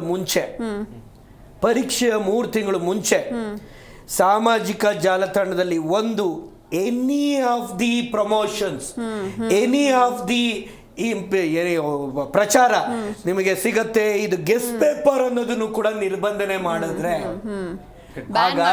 ವಿದ್ಯಾರ್ಥಿಗಳ ಮನಸ್ಥಿತಿ ಫೋಕಸ್ ಟುವರ್ಡ್ಸ್, ಇಲ್ಲಾಂದ್ರೆ ಅದನ್ನೇ ಹುಡುಕ್ತಿರ್ತಾರೆ ಮೊಬೈಲ್ ಅಲ್ಲಿ, ಎಲ್ಲಿ ಅಂತ ಬರೀ ಇದೆ. ಆಮೇಲೆ ಇದು ಒಂದು ದೊಡ್ಡ ದಂಧೆ. ಅವರು ಎಷ್ಟು ಲೈಕ್ಸ್ ಆಗತ್ತೆ, ಎಷ್ಟು ಸೈಟಿಗೆ ಹೋಗ್ತಾರೆ, ಅದರಿಂದ ದುಡ್ಡು. ಇಲ್ಲಿ ಇದ್ರ ಹಿಂದೆ ಕಮರ್ಷಿಯಲ್ಸ್ ಬೇರೆ ಇದೆ. ನಾವೇನು ಹೇಳಬೇಕು, ಅಲ್ಲ ಒಂದು ಸರ್ಕಾರಕ್ಕೆ ಇಷ್ಟು ಯೋಗ್ಯತೆ ಇಲ್ವಾ? ಒಂದು ಸೋಷಿಯಲ್ ಮೀಡಿಯಾ ಇವತ್ತವರೆಗೂ ಈ ರಾಜ್ಯದಲ್ಲಿ ಒಂದು 100 ಸಲ ಬಾಂಬ್ ಬೆದರಿಕೆ ಬಂತು. ಒಂದು ಬಾಂಬ್ ಬೆದರಿಕೆದು ಕೂಡ ಇದುವರೆಗೂ ಇಂಥ ದೊಡ್ಡ ಅದ್ಭುತವಾದ AI ಯುಗದಲ್ಲಿ ಒಂದು ಬಾಂಬ್ ಬೆದರಿಕೆಯ ಒಂದು ಇಂಥದ್ದು ಅಂತ ಮುಂದೆ ಜನಸಾಮಾನ್ಯರಿಗೆ ಇರಲಿಲ್ಲ. ಒಂದು ಸಾಮಾಜಿಕ ಜಾಲತಾಣದಲ್ಲಿ ಚಾಲೆಂಜ್ ಗೌರ್ಮೆಂಟಿಗೆ, ಶಿಕ್ಷಣ ಇಲಾಖೆಗಳಿಗೆ ಚಾಲೆಂಜ್ ಮಾಡಿಬಿಟ್ಟು ನಾಳೆ ನಿಮ್ಮ ಪೇಪರ್ ಲೀಕ್ ಮಾಡ್ತೀವಿ ಅಂತ ಹೇಳೋ ಅಂತ ಪುಂಡ್ರು ಪೋಖ್ರಿಗಳನ್ನ ಒಬ್ಬರನ್ನ ನೀವು ಬಹಿರಂಗವಾಗಿ ಮುಂದೆ ತರಲಿಲ್ಲ. ನಾವು ಹೋಗಿ ದೂರನ್ನ ಕೊಟ್ಟು ಕಮಿಷನರ್ ಆಫ್ ಬ್ಯಾಂಗ್ಳೂರು ಅವ್ರು ಹೇಳ್ತಾರೆ ಇಲಾಖೆಯವ್ರು ಕೊಡ್ಲಿ, ನೀವ್ ಯಾಕೆ ಬರ್ತೀರಾ ಅಂತಾರೆ. ಇದು ದುರಂತ ನೋಡಿ. ಇಲಾಖೆಯವ್ರು ಕೊಡ್ಬೇಕು, ಯಾಕೆಂದ್ರೆ ಕಾಂಪಿಟೆಂಟ್ ಅಂತ ಪೇಪರ್ ಸೆಟ್ ಮಾಡೋರು ಯಾರು? ನಾವು ಕೊಟ್ರೆ ಇಶ್ಯೂ ಆಗತ್ತಲ್ಲ. ಈ ತರ ತಡೆ ಹಿಡಿತಾರೆ. ಸಾರ್ವಜನಿಕ ವಲಯದಲ್ಲಿ ನಾವು ದೂರನ್ನ ಕೊಟ್ರೆ ಬೆದರಿಕೆ ಹಾಕ್ತಾರೆ. ನನ್ನಂತ ಸಂಘಟನೆ, ನಮ್ಮಂತ ಬಂಡ್ರಿಗೆ ಬೆದರಿಕೆಗಳು ಆಗುತ್ತೆ ಅಂದ್ರೆ ಪಾಪ ಇವ್ರು ಏನ್ ಮಾಡೋರು? ಇಂಥ ಪರಿಸ್ಥಿತಿ ರಾಜ್ಯ ರಾಷ್ಟ್ರದಲ್ಲಿದೆ ಶಿಕ್ಷಣದ ವ್ಯವಸ್ಥೆಯಲ್ಲಿ. ಶಿಕ್ಷಣ ಅನ್ನೋತಕ್ಕಂಥದ್ದು, ನೀವು ನಮ್ಮನ್ನು ಬೈತೀರಾ, ಖಾಸಗಿ ಶಾಲೆ ಬರೀ ವ್ಯವಹಾರ ಮಾಡೋ ಅಂತ ಪರಿಸ್ಥಿತಿಯನ್ನ ನಿರ್ಮಿಸಿರೋರು. ನಾನು ಯಾವಾಗ್ಲೂ ಒಂದು ಮಾತು ಹೇಳ್ತಾ ಇದ್ದೆ, ಯಾವಾಗ್ಲೂ ಒಂದು ಮಾತು, ಈಗಲೂ ಈ ಮಾತನ್ನು ಹೇಳ್ತೀನಿ, ಕಿವಿಗೊಟ್ಟು ಕೇಳಲಿ ಸಮಾಜ. ನಿಮ್ಮನ್ನ ಕಳ್ಳರು ಮಾಡಿ ನಿಮ್ಮ ಹತ್ರ ಕಳ್ತನ ಮಾಡಿಸಿ, ಆ ಕಳ್ತನವನ್ನ ಮತ್ತೆ ನಾನು ಪೊಲೀಸ್ ಆಗಿ ನಾನು ಕಳ್ಳನ್ನ ಹಿಡಿದು ಅದನ್ನ ವಾಪಸ್ ನಾನು ರಿಕವರಿ ಮಾಡಿ ನಾನು ಲಾಭ ಮಾಡ್ಕೊಂತ ಇದ್ದೀನಿ. ಕಳ್ಳನಿಗೂ ಇಲ್ಲ, ಸುಳ್ಳಲ್ಲ. ಇಲ್ಲ. ಇದು ಇವತ್ತಿನ ವ್ಯವಸ್ಥೆ. ಒಪ್ತೀರಾ? ನಮ್ಮನ್ನ ಉದ್ದೇಶಪೂರ್ವಕವಾಗಿ ಕಳ್ಳರು ಮಾಡ್ಬಿಡ್ತಾರೆ. ನೀವೇನಾರ ಮಾಡಿ ಈ ವ್ಯವಸ್ಥೆ ಹಂಗೆ ಮಾಡಿಟ್ಟು ವಸೂಲಿ ಮಾಡೋದು ಮತ್ತೆ ಹೇಗೆ? In other way the policing. Policing ಅಂದ್ರೆ ಅರ್ಥ ಮಾಡ್ಕೊ, ಆಯಾ ವಿವಿಧ ಇಲಾಖೆಗಳು ನಮ್ಮ ಮೇಲೆ ಏನು ಗದಾಪ್ರಹಾರ ಮಾಡ್ತಾರೆ, ಅವರ ಲಾಭಕ್ಕೆ ಪ್ರತಿಯೊಂದು ಆದೇಶ, ಅವರ ಲಾಭಕ್ಕೆ ಪ್ರತಿಯೊಂದು ನಡೆಗಳು ಇರ್ತವೆ. ಹಿಂಗಿದ್ದಾಗ ಎಲ್ಲಿಂದ ಸರಿ ಮಾಡಿರ? ಹೌದೌದು, ಖಂಡಿತ ಸರ್. ಇನ್ನು ದರ್ಶನ್ ಅವ್ರು, ಈಗ ನಾವಾಗಲೇ ಮಾತಾಡಿದ್ವಿ, ಕೆಲವೊಂದಿಷ್ಟು ಸ್ಟೂಡೆಂಟ್ಸ್, ಎಲ್ಲರೂ ಅಲ್ಲ, ಅದರಲ್ಲಿ ಕೆಲವೊಂದಿಷ್ಟು ಜನ ಏನು ಮಾಡ್ತಾರೆ, ಸ್ಟೂಡೆಂಟ್ಸ್ ಏನು ಮಾಡ್ತಾರೆ ಅಂದರೆ, ಎಲ್ಲಿ ಲೀಕ್ ಆಗುತ್ತೆ ಆ ಪೇಪರ್ಸ್ಗೋಸ್ಕರನೇ ಕಾಯ್ತಾ ಇರ್ತಾರೆ, ಓದೋದು ಬಿಟ್ಟು ಬರೀ ಆ ಪೇಪರ್ಸ್ಗೋಸ್ಕರ ಹುಡುಕ್ತಿರ್ತಾರೆ. ಅಂಥವ್ರಿಗೆ ಏನು ಹೇಳ್ತೀರಾ? ಈಗ ನೋಡಿ, ನೀವು ಇನ್ಸ್ಟಾಗ್ರಾಮ್, ಯೂಟ್ಯೂಬ್ ನೋಡಿದ್ರೆ ಇವ್ರು ಹೇಳ್ದಂಗೆ 15 ಅಥವಾ 20 ಡೇಸ್ ನೀಟ್ಗಿಂತ ಮುಂಚೆ ಯೂಟ್ಯೂಬಲ್ಲಿ how to crack NEET in 20 days, how to crack JEE in 15 days, how to crack NEET in 2 days 3 days ಅನ್ನೋ ಟ್ರೆಂಡ್. ನಿಜವಾಗ್ಲೂ 15 ಡೇಸ್ ಅಲ್ಲಿ ಕ್ರ್ಯಾಕ್ ಮಾಡೋಕ್ಕಾಗುತ್ತೆ? ಇಲ್ಲ, ಅದು ಸುಮ್ಮನೆ ಪೊಲ್ಯೂಷನ್. ಈಗ ಏನ್ ಮಾಡ್ತಾರೆ ಸ್ಟೂಡೆಂಟ್ಸ್, ಏನ್ ಅನ್ಕೋತಾರೆ, ನಾನು ಇಷ್ಟು ದಿನ ಓದಿಲ್ಲ, 20 ದಿನದಲ್ಲಿ ನನ್ಗೆ ಏನಾರು ಒಂದು ಮಿರಾಕಲ್ ಆಗ್ಬಿಟ್ರೆ ನಾನು ಏನಾರು ಒಂದು ಅಚೀವ್ ಮಾಡ್ಬಿಡ್ಬೋದಲ್ವಾ ಅಂತ ಅವರು ಅಡ್ದಾರಿ ಹಿಡಿಯಕ್ ನೋಡ್ತಾರೆ. ಇನ್ನೊಂದು ಏನಾಗ್ತಿದೆ, ಈ ನೀಟಲ್ಲೇ ನಾವು ಸ್ಕ್ಯಾಮ್ ಮಾಡ್ತಿರೋದ್ರಿಂದ ನಮ್ಮ ಮೆಡಿಕಲ್ ಸಿಸ್ಟಮ್ನೇ ನಾವು ಸೇಲ್ ಮಾಡ್ತಾ ಇದೀವಿ. ಇನ್ ಮುಂದೆ ಒಂದ್ ದಿನ ಕೋವಿಡ್ ಅಂತ ಇನ್ನೊಂದು ಪ್ಯಾಂಡಮಿಕ್ ಬಂತು, ಅವಾಗ ನಮ್ಮ ಹತ್ರ ವೆಲ್ ಎಕ್ವಿಪ್ ಡಾಕ್ಟರ್ಸ್ ಇಲ್ಲ, ನಾಲೆಜಬಲ್ ಡಾಕ್ಟರ್ಸ್ ಇಲ್ಲ. ಅವಾಗ ನಾವೇನ್ ಮಾಡ್ಬೇಕು? ಇನ್ನೊಂದು ಐರನಿ ಅಂದ್ರೆ, ಈಗ ನೀಟಲ್ಲಿ ಒಳ್ಳೆ ಮಾರ್ಕ್ ತಗೊಂಡು ಅವ್ನು ಏಮ್ಸ್ಗೆ ಹೋಗ್ತಾನೆ, ಜಿಪ್ಮರ್ಗೆ ಹೋಗ್ತಾನೆ, ಅಲ್ಲಿ ಪೇಷಂಟ್ ಆಗಿ ಯಾರು ಹೋಗೋದು? ಈ ಪೊಲಿಟಿಷಿಯನ್ಸೇ ಹೋಗ್ತಾರೆ, ನಮ್ಮ ಈ ಆಫೀಸರ್ಸ್ ಹೋಗ್ತಾರೆ, ಅವರೇ ಇಂಡೈರೆಕ್ಟ್ ಆಗಿ ಅವ್ರ ಹೆಲ್ತ್ ನ ಅವರೇ ಹಾಳು ಮಾಡ್ಕೊತಾರೆ, ಕ್ವಾಲಿಟಿ ಆಫ್ ಟ್ರೀಟ್ಮೆಂಟ್ ಸಿಗಲ್ಲ. ಹೌದು. ಎಸ್. ಇನ್ನು ಶಶಿ ಸರ್, ಈಗ ಆಲ್ರೆಡಿ ಸುಮಾರು ಜನನ ಅರೆಸ್ಟ್ ಮಾಡಿದ್ದಾರೆ, ಮುಂದೆ ಒಂದಿನ ಅವ್ರು ಬೇಲ್ ತಗೊಂಡು ಹೊರಗಡೆ ಬರ್ತಾರೆ. ಹಾಗಾದ್ರೆ ನ್ಯಾಯ ಎಲ್ಲಿದೆ ಅಂತ? ನಮ್ಮ ದೇಶದ ದುರಂತ. ಕಾನೂನಲ್ಲಿ ಒಳಗಡೆ ಹಾಕಕ್ಕೆ ಒಂದು ದಾರಿ ಅಂದ್ರೆ ಹೊರಗಡೆ ಬರಕ್ಕೆ 10 ದಾರಿ ಇದೆ. ಅದಕ್ಕೆ ತಕ್ಕ ಅವರು ದುಡ್ಡು ಮಾಡಿರ್ತಾರೆ, ದುಡ್ಡು ಕೊಟ್ಟು ಒಳ್ಳೆ ಲಾಯರ್ಗಳನ್ನ ಹಾಕೊಂತಾರೆ. ಅವ್ರ ಮಕ್ಕಳು ಮೊಮ್ಮಕ್ಕಳಿಗೆ ಏನು ಅನ್ಯಾಯ ಆಗಲ್ಲ. ರಾಜ್ಯದ ಬಡವ್ರ ಮಕ್ಕಳಿಗೆ, ನಿಜವಾದ ಪ್ರಾಮಾಣಿಕವಾಗಿ ಪ್ರಯತ್ನ ಪಡುವಂಥವ್ರ ಮಕ್ಕಳಿಗೆ ಅನ್ಯಾಯ ಆಗುತ್ತೆ. ಇದ್ರ ಬಗ್ಗೆ ಯಾರಿಗೂ ಚಿಂತೆ ಇಲ್ಲ. ಆದರೆ ಅತ್ಯಂತ ದುರಂತ ಏನು ಅಂದ್ರೆ, ಸರ್ಕಾರ ಇನ್ನೂ ನಿದ್ದೆ ಮಾಡ್ತಾ ಇದೆಯಾ? ಮಿಸ್ಟರ್ ಪ್ರಧಾನಮಂತ್ರಿ ಮೋದಿ ಅವರೇ, ನೀವೇನ್ ಮಾಡ್ತಾ ಇದ್ದೀರಾ? ನಿಮ್ ಕಣ್ಣಿಗೆ ಕಾಣಿಸ್ತಾ ಇಲ್ವಾ? ಈ ವಿದ್ಯಾರ್ಥಿಗಳ ಬಗ್ಗೆ ನೀವು ಅಷ್ಟೆಲ್ಲ ಭಾಷಣಗಳು ಬೇಗಿತೀರಾ, ಅವ್ರಿಗೆ ಅಷ್ಟೆಲ್ಲ ಮೋಟಿವೇಶನ್ ಮಾಡ್ತೀರಾ, ಪ್ರತಿ ವರ್ಷ ಇಷ್ಟು ಅನ್ಯಾಯ ಆಗ್ತಾ ಇದೆಯಲ್ಲ. ನಿಮ್ಮ ಒಂದು ಹೇಳಿಕೆ, ನಿಮ್ಮ ಒಂದು ನಿಲುವು, ನಿಮ್ಮ ಇಲಾಖೆ ತುಂಬಾ ಟ್ರಾನ್ಸ್ಪರೆಂಟ್ ಅಂತಿರಲ್ಲ, ನಿಮ್ಮ ಶಿಕ್ಷಣ ಇಲಾಖೆನ ಸರ್ಜರಿ ಮಾಡಿ. ಇದಕ್ಕೆ ನಾನೇ ನೇರ ಕಾರಣ, ನನಗೆ ಗೊತ್ತಿದೆ. ನಾನು ಮೊನ್ನೆ ಕಳೆದ ಬಾರಿ ಒಂದು 6 ತಿಂಗಳ ಹಿಂದೆ ಡೆಲ್ಲಿಲಿ ಹೋಗಿ one of the senior most Rajya Sabha member ಅಸಹಾಯಕತೆ ತೋರಿಸ್ಕೊಂತ ಇದ್ರು ಇವತ್ತಿರ್ತಕ್ಕಂಥ ಶಿಕ್ಷಣ ಮಂತ್ರಿಯ ಸ್ಥಿತಿಗತಿಯನ್ನ ಹೇಳ್ಕೊಂಡು. One of the senior most, next to Modi Swamy ಅಂತವ್ರೆ ಅಸಹಾಯಕತೆ ತೋರಿಸ್ಕೊಂತ ಇದ್ದಾರೆ. ಅವ್ರ ಹತ್ರ ಹೋದ್ರೆ ಏನು ಪ್ರಯೋಜನ ಇಲ್ಲ, ದುಡ್ಡಿದ್ರೆ ಮಾತ್ರ ಅಂತ. ಇಂಥ ಪರಿಸ್ಥಿತಿ ಕೇಂದ್ರದಲ್ಲೂ ಇದೆ, ರಾಜ್ಯದಲ್ಲೂ ಏನು ನಾನು ತುಂಬಾ ವಿಭಿನ್ನವಾಗಿದೆ ಅಂತ ನಾನೇನು ಸರ್ಟಿಫಿಕೇಶನ್ ಕೊಡಕ್ಕಾಗಲ್ಲ. ಯಾಕೆ ಅಂದ್ರೆ ದುರಂತ ಇನ್ನೊಂದು ಹೇಳ್ಬಿಡ್ತೀನಿ.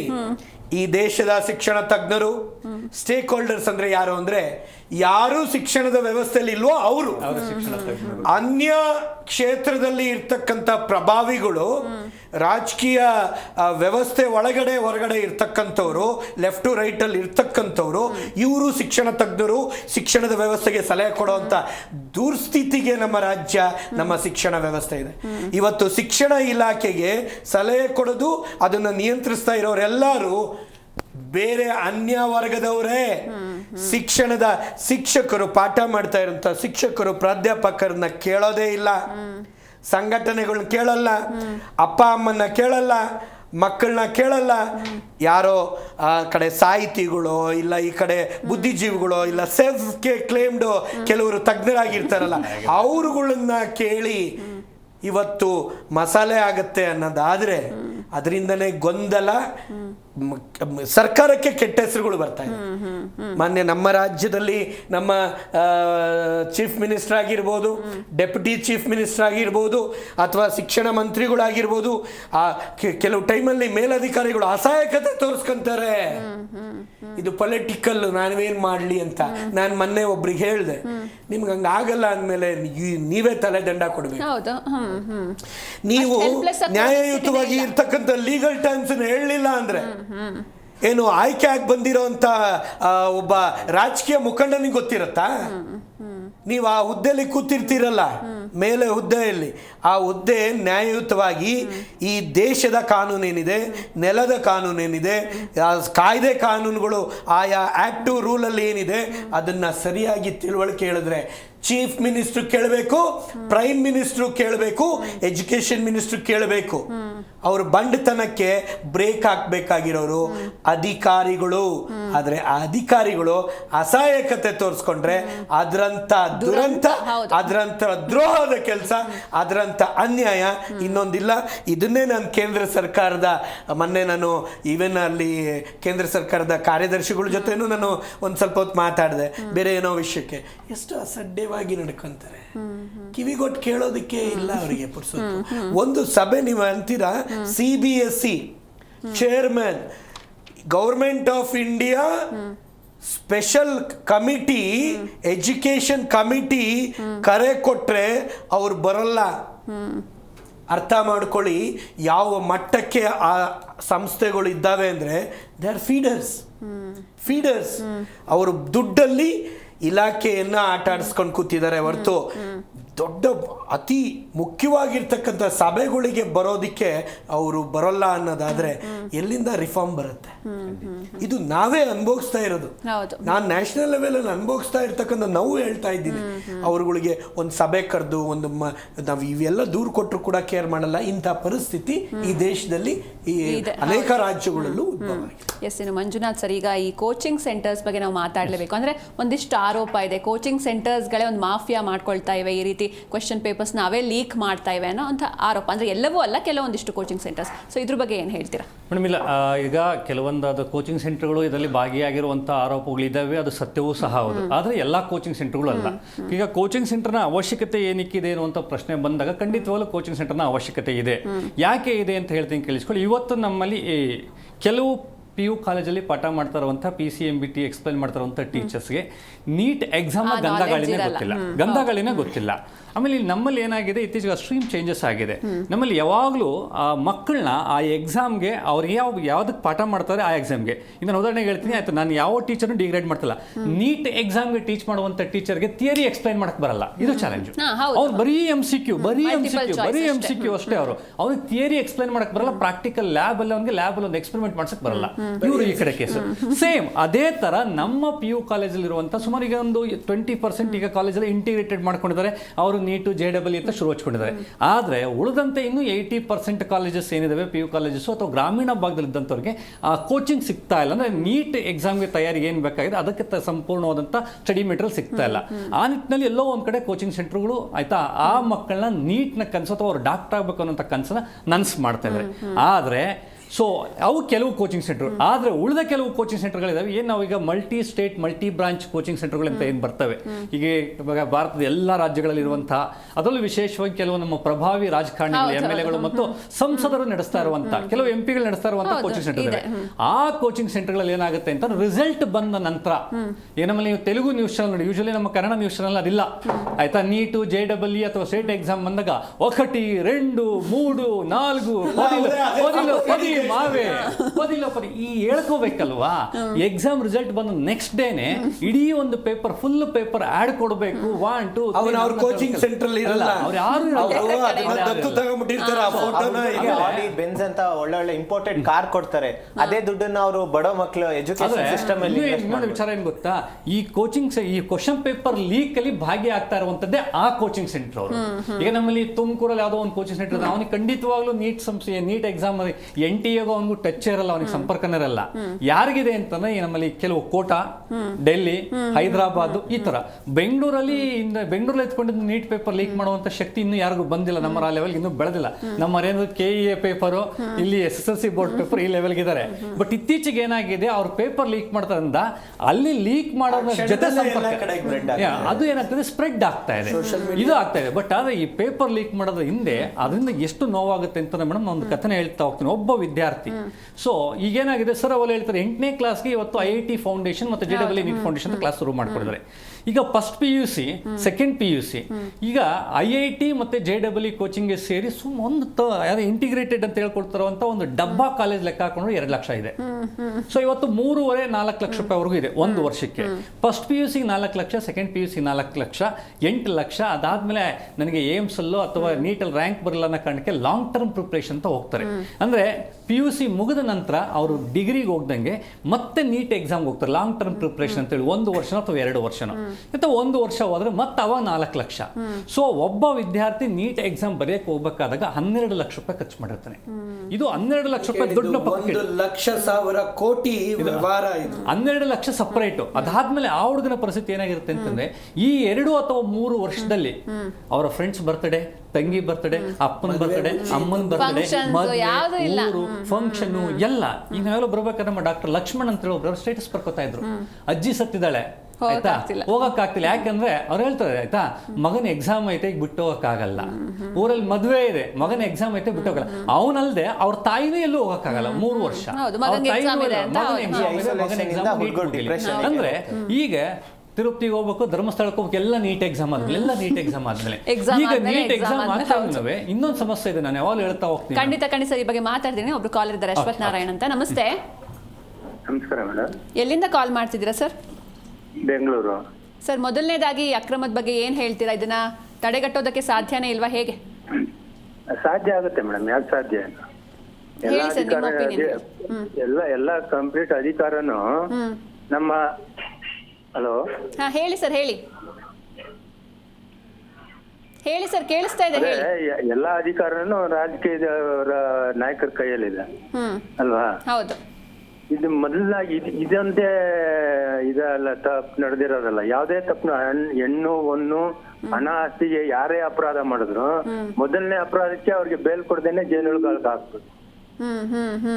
ಈಗ ನೋಡಿ, ಎಲ್ಲಾ ಕಡೆ CCTV ಇದೆ, ಗೊತ್ತು ಕಳ್ಳರಿಗೆ ಆಗಲಿ ಸುಳ್ರಿಗೆ ಯಾರಿಗಾಗಲಿ ಗೊತ್ತು, ಆದ್ರೂ ಕಳ್ತನ ಮಾಡ್ತಾರೆ. ಯಾಕೆ?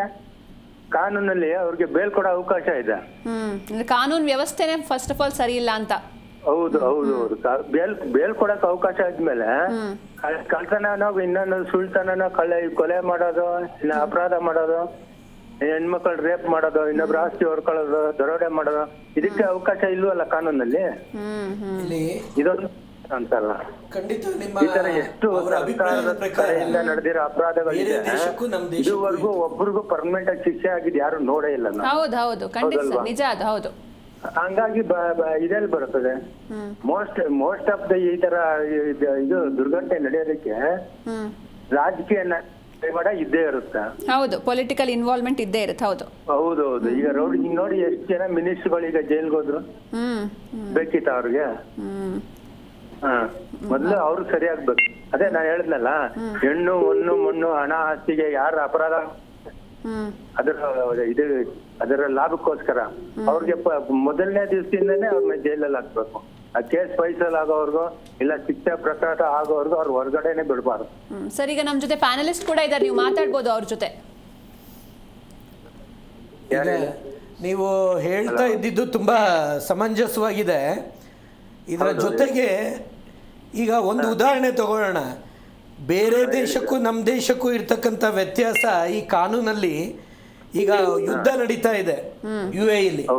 ನೀವು ಒಂದು ಸಾಮಾಜಿಕ ಜಾಲತಾಣದಲ್ಲಿ ಅಲ್ಲಿ ಯುದ್ಧ ನಡೀತಾ ಇರೋದು, ಅಲ್ಲಿ ಆಗ್ತಾ ಇರ್ತಕ್ಕಂಥ ಬಾಂಬಿಂಗು, ಅಲ್ಲಿ ಇರ್ತಕ್ಕಂಥ ಪರಿಸ್ಥಿತಿಯನ್ನ ಆ ಸಾಮಾಜಿಕ ಜಾಲತಾಣದಲ್ಲಿ ಹಾಕ್ಬಿಡ್ಲಿ, ಅವರು ಹಾಕಿದ್ದು ನೆಕ್ಸ್ಟ್ ಡಿಪೋರ್ಟ್ ಆಗ್ಬಿಡ್ತಾರೆ.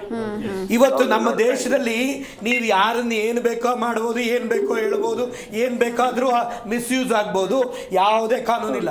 ಎಲ್ಲಿವರೆಗೂ ಪ್ರಥಮ ಆ ಹಂತದಲ್ಲಿ ನಮ್ಮ ರೆಗ್ಯುಲೇಷನ್ಸ್ ಟೈಟ್ ಆಗಲ್ಲ.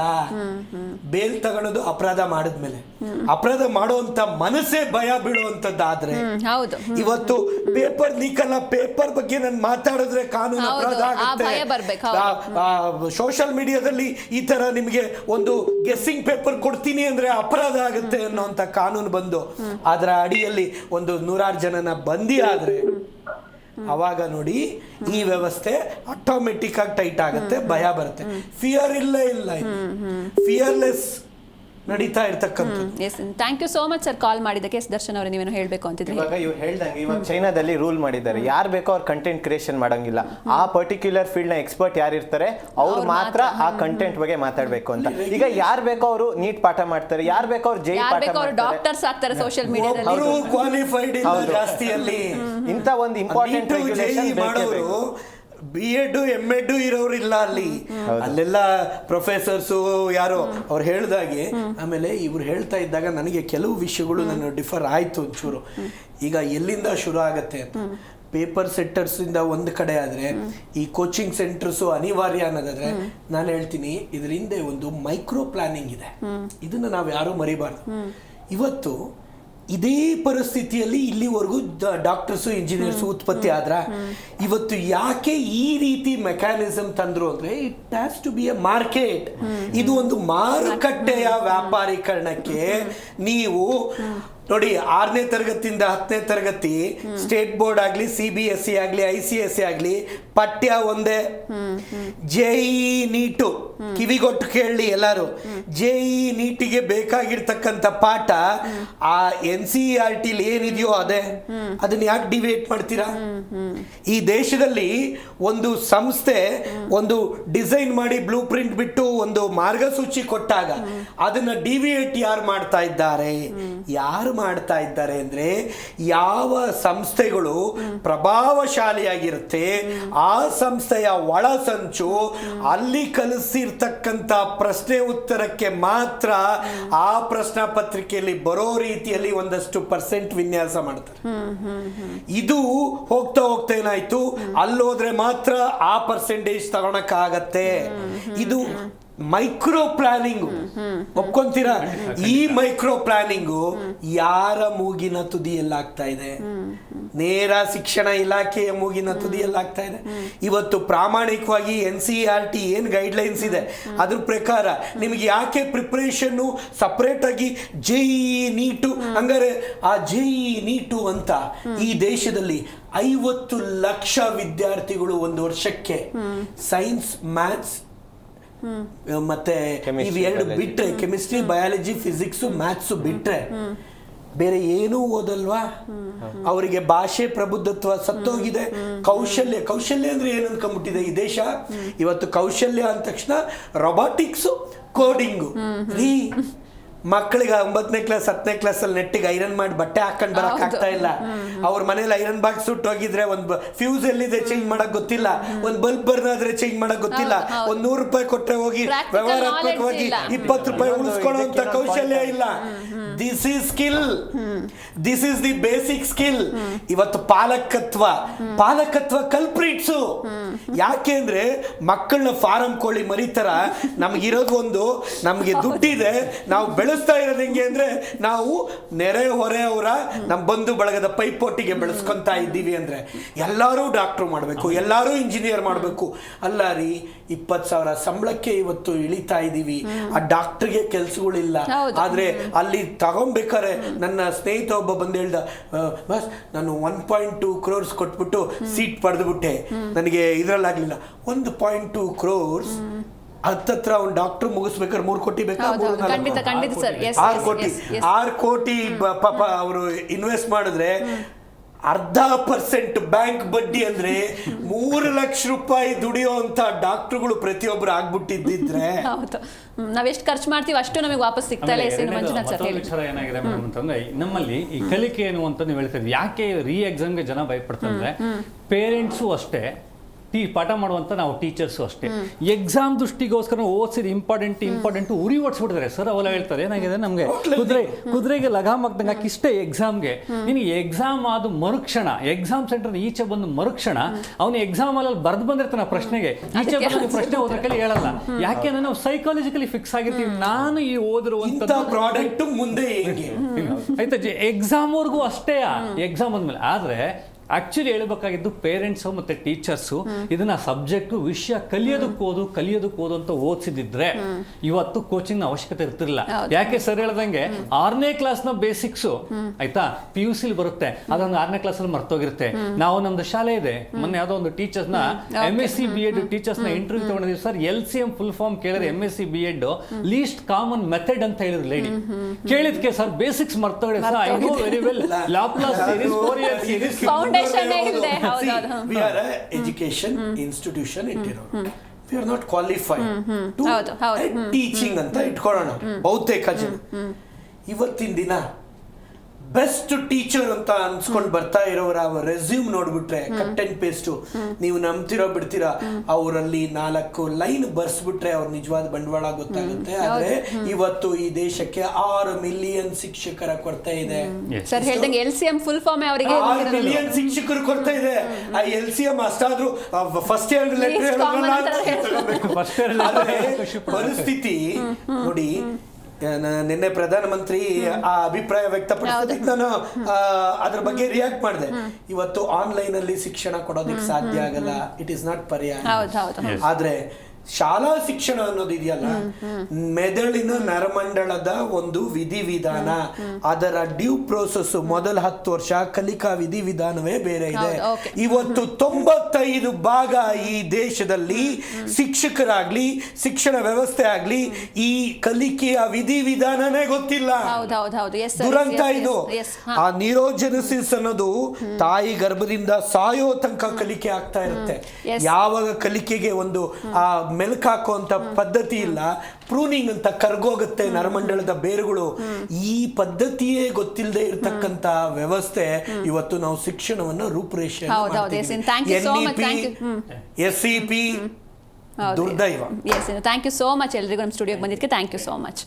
ಎಸ್, ನೀಟ್ ಪ್ರಶ್ನೆ ಪತ್ರಿಕೆ ಸೋರಿಕೆಯಿಂದಾಗಿ ಆಲ್ರೆಡಿ ನಡೆದಿರೋ ಎಕ್ಸಾಮ್ನ ಕ್ಯಾನ್ಸಲ್ ಮಾಡಿ ಎಕ್ಸಾಮ್ ಮಾಡೋದಾಗಿ ಸರ್ಕಾರ ಆದೇಶವನ್ನು ನೀಡಿದೆ. ಆದರೆ ಇದು ಮಕ್ಕಳ ಮೇಲೆ ಒತ್ತಡವನ್ನು ಹೇರುತ್ತೆ. ಒಂದು ಎಕ್ಸಾಮ್ ಅಂದ್ರೇ ಸಾಕಷ್ಟು ಭಯ ಇರುತ್ತೆ, ಅದರಲ್ಲಿ ಮತ್ತೆ ಎಕ್ಸಾಮ್ ಅಂದರೆ ಮಾನಸಿಕವಾಗಿ ಕುಗ್ಗಿ ಹೋಗ್ತಾರೆ, ಭಯ ಆತಂಕ ಹೆಚ್ಚಾಗುತ್ತೆ. ಹೀಗಾಗಿ ಸರ್ಕಾರ ಎಚ್ಚೆತ್ತುಕೊಳ್ಬೇಕು, ಮಕ್ಕಳ ಭವಿಷ್ಯ ಇದು, ಹೀಗಾಗಿ ನೆಗ್ಲಿಜೆನ್ಸ್ ಬೇಡ ಅಂತ ಹೇಳ್ತಾ ಇವತ್ತಿನ ಕಾರ್ಯಕ್ರಮವನ್ನು ಮುಗಿಸೋಣ. ನೋಡ್ತಾ ಇರಿ ಜಿ ಕನ್ನಡ ನ್ಯೂಸ್, ಸತ್ಯವೇ ಸುದ್ದಿಯ ಜೀವಾಳ.